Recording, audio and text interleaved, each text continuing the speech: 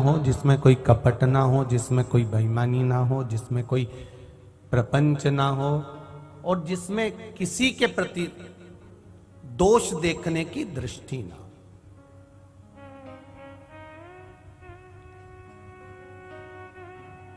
आप में से कितने लोग हैं जिनके घर में अचार डलता है?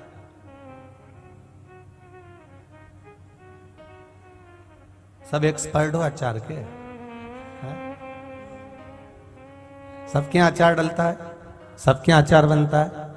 ठीक है, अचार बनाकर स्टील के बर्तन में रखते हो, एल्युमिनियम में रखते हो, चांदी में रखते हो, तांबे में रखते हो, पीतल में रखते हो, कि चीनी का बर्तन, कांच जो बर्तन होता है उसमें रखते हैं।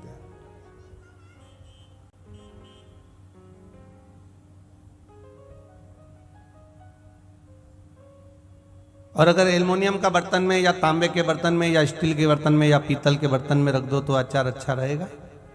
नहीं रहेगा, सड़ जाएगा।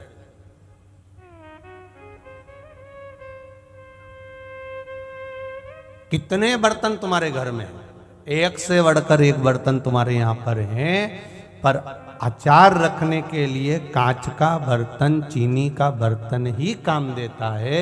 उसी तरह शिव महापुराण की कथा को हृदय में रखने के लिए शिव का भक्त जैसा पात्र ही होना चाहिए।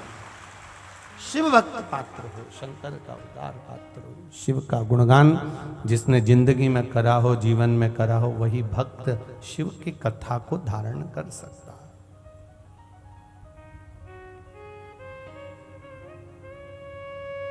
अब दाल की चम्मच है तुम्हारे पास में और पास में अचार की बरनी रखी है, तो तुम दाल की चम्मच से अचार निकाल लोगे क्या? बोलते जाओ जरा जल्दी जल्दी। नहीं निकालो। अब देखो कितने समझदार लोग बैठे हो। सब्जी की चम्मच पड़ी है, उससे नहीं निकालो। क्यों नहीं निकालोगे?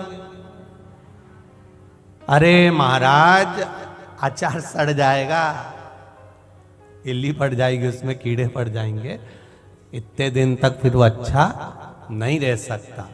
इसलिए अचार की बरनी में साफ, क्लीन, एकदम साफ चम्मच डालेंगे और अचार की फांक निकाल लेंगे तो अचार सड़ेगा नहीं। उसी तरह भक्ति तो हम करते हैं, बरनी भी हमारी अच्छी है, अचार की है, पर काम, क्रोध, लोभ, मोह ये सब्जी से भिड़ी हुई चम्मच अंदर घुसेड़ देते हैं तो वो अचार सड़ जाता है। फिर वो अचार की कोई परिभाषा ही नहीं रहती, फिर वो अचार का कोई महत्व ही नहीं रहता।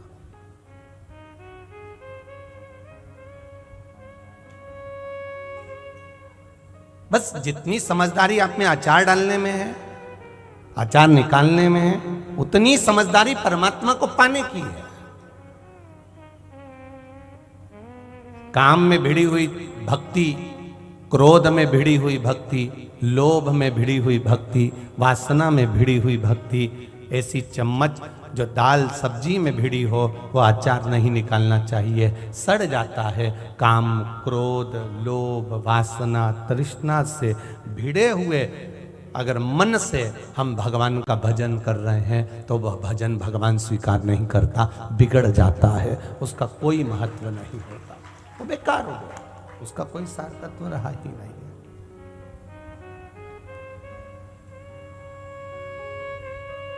निर्मल मन सो मोहि पावा, मोहि छल छिद्र कपट ना। भगवान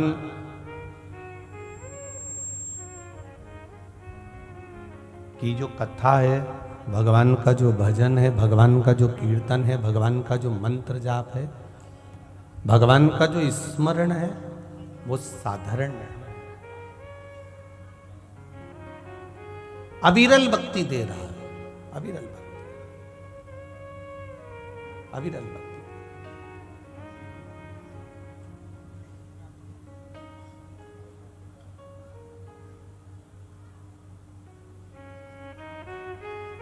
कल एक प्रश्न हम जिग्नेश भाई जी के घर पे रुके हुए हैं। तो बाहर जब हम लोग यहाँ से कथा विराम देकर जब वहाँ पहुँचे तो वहाँ पर कुछ लोग खड़े हुए थे, उसमें से किसी एक ने प्रश्न दिया, महाराज जी अब गुजरात के लोग हैं, जरा प्रश्न भी बड़ा भारी ही करते हैं।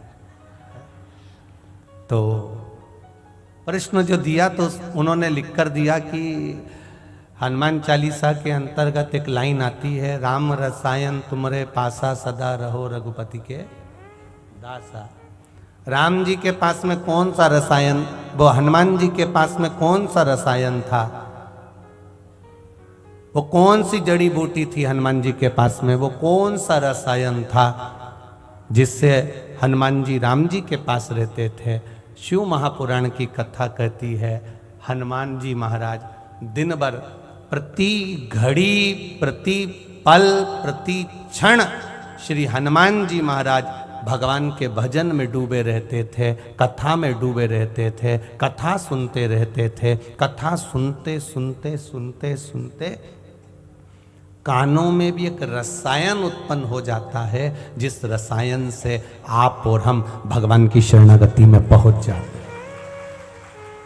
ये शिव महापुराण की कथा, ये भगवान की पावन कथा, ये किसी रसायन से कम नहीं है।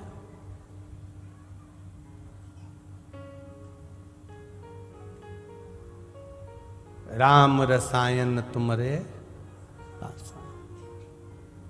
और ये भगवान की कथा, भजन, कीर्तन, स्मरण, मंत्र जाप, जो आप भगवान शिव का भजन कर रहे हो, कीर्तन कर रहे हो आस्था चैनल पर, फेसबुक पर, यूट्यूब पर, और कंजरी गांव में आकर आप कथा का रसतत्व ग्रहण कर रहे हो, ये रसायन है।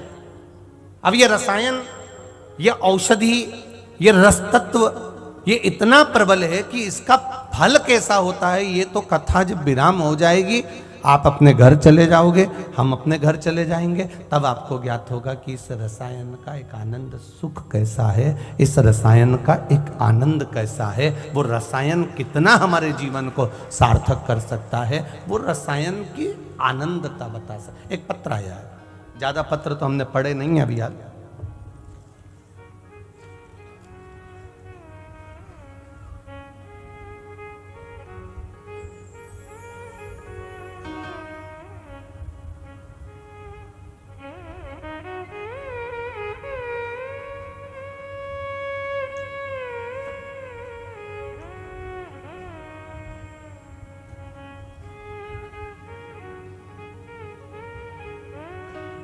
मेरा नाम हंसा मुकेश जी अग्रवाल, दाहोद गुजरात से आए। कहीं बैठे हो तो हाथ हिलाइएगा। आप ही हैं? दोनों हाथ हिला दो एक बार। श्री शिवाय नमस्तुभ्यं। गुरुजी, मेरा नाम हंसा मुकेश जी अग्रवाल है, दाहोद गुजरात से आई हूँ। मेरी सास को कोरोना में ब्रेन स्ट्रोक, हार्ट पैरालिसिस हो गया। उनकी मुंह की आवाज़ पूरी चली गई। उनको नली से लिक्विड देते थे और डॉक्टरों ने मना कर दिया था और बोला था कि घर ले जाओ। बड़ौदा से हूँ, मेरा नाम केशर प्रजापति है। कहीं बैठे हों तो हाथ हिलाइएगा। आप ही हैं? दोनों हाथ हिला दो ऐसा। श्री शिवाय नमस्तुभ्यं। मेरा नाम केशर प्रजापति है। मेरे कमर में गठान हो गई थी, मेरा आधा शरीर बेकार हो गया था। डॉक्टर को दिखाना प्रारंभ करा, डॉक्टर ऑपरेशन का बोलना प्रारंभ कर दिए। शरीर ने काम करना बंद कर दिया। बहुत बुरी हालत हो गई गुरुदेव, पूरा परिवार अस्त व्यस्त होने लगा। तब किसी ने आपकी कथा आस्था चैनल पर आती है उसका बताया, हमने कथा सुनना प्रारंभ करी और कुंदकेश्वर महादेव का नाम लेकर जल चढ़ाते, बेलपत्री चढ़ाते और वही कुंदकेश्वर का जल लेकर आते। गुरुदेव, हम उसको सुबह से लेकर दोपहर तक पीते, थोड़ा थोड़ा थोड़ा थोड़ा। बाबा की कृपा से बेलपत्र खाते। आज बाबा की कृपा से दूसरी बार जब हम जांच कराने के लिए गए तो हमारी गठान गल चुकी है और मेरा शरीर ठीक हो गया है। इसलिए मैं यहाँ प्रणाम करने के लिए आई हूँ। श्री शिवाय नमस्ते। आप ही हैं? आप ही को हो गई थी, अब ठीक है? आप बाबा की कृपा बनी रहे। श्री शिवाय नमस्तुभ्यं। गठान पूरी गल गई है, इसलिए हम बाबा को सांवली से यहां पर प्रणाम करने के लिए आए हैं। गुरुजी, एक लाइन इन्होंने बहुत अच्छी लिखी है, काशी के भोलेनाथ तेरी याद सताती है। गुरुदेव, पंडाल में बैठकर कथा सुनने का क्या फल होता है, ये सुनने वाले को 3 महीने में मालूम पड़ जाता है। ये शिव तत्व, ये शंकर, इसकी उदारता, करुणा, महाराज शिव कृपा।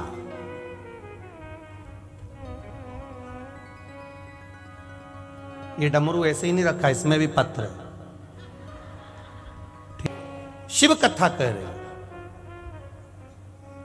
भगवान शंकर का गुणगान कर रहा है कि आपकी अविरल भक्ति, और उस भक्ति में छल नहीं हो, उस भक्ति में दिखावा नहीं हो, का चमचा नहीं चाहिए, चम्मच नहीं चाहिए। उसी तरह जैसे अचार को निकालने के लिए झूठी चम्मच, दाल की चम्मच, सब्जी की चम्मच, किसी भी चीज की चम्मच अचार की बरनी में डालोगे तो वो सड़ जाएगी, वो अचार काम नहीं करेगा, बेकार हो जाएगा। अचार को निकालने के लिए चम्मच एकदम साफ चाहिए, उसी तरह परमात्मा को पाने के लिए मन एकदम निर्मल चाहिए। निर्मल मन सो मोहि पावा, मोहि छल छिद्र कपट ना भावा। भगवान को पाने का तरीका है निर्मल भक्ति, निर्मल भजन।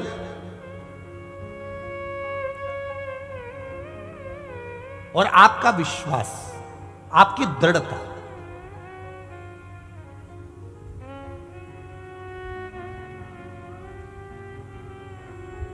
अब